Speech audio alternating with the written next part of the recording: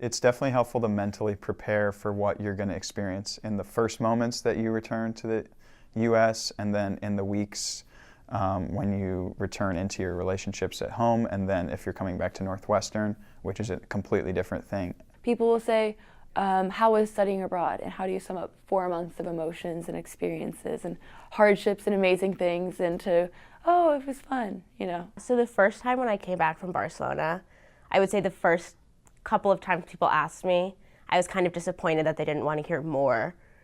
But then at the same time, like 2 weeks later, when people were still asking me those questions, like I was happy that they weren't probing me anymore for any more information. And I would say that the opposite happened in Cuba. The first time that people asked me how was it and then kept asking questions, I was like more than happy to share my experience. But by time number 20, telling everybody what you've done all the time can be really, really tiring. When I came back from France, I went kind of straight into winter quarter, whereas most people had started school in the fall.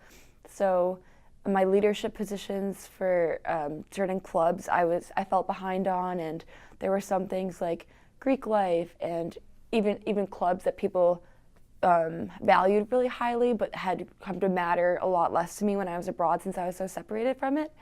Suddenly being like re-immersed in like the university college life, which can be demanding but also like is so crazily different than what I was doing in Tanzania. For me, I didn't really recognize that anything was different, but I didn't recognize that I was acting differently until it was kind of like halfway through the quarter. And I think that late of a shift prevented me from reaching out to friends earlier and things like that. Some of the best resources are the people who are there with you, just because like even though they might be not talking about like that they're having a hard time too, just talking to them can be really helpful. Some of my friends that didn't study abroad were much more persistent about texting me to make plans and things like that, which really helped until I got my feet up to kind of on the ground to do the same thing and reciprocate. I did some journaling while I was in Tanzania to kind of consolidate my thoughts and remember what I did from day to day. And that way I could use those notes to reflect even when I wasn't physically present in the space. It's so easy to be like, oh my God, I'm so happy to just be back into my normal life and to kind of not to like skip over the reflection process of everything that's gone on. But I think it's really important that everybody like has that just transitioning back, but also like looking at like how has this study abroad experience changed me?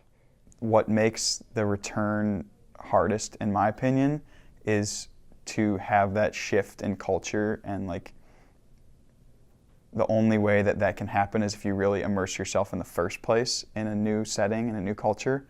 So if like a student is willing to take risks and be out of their comfort zone in a safe way, but also a way that makes them grow, then the return is going to be more difficult just by nature, but it's all worth it in the end because you get to have those experiences with you forever.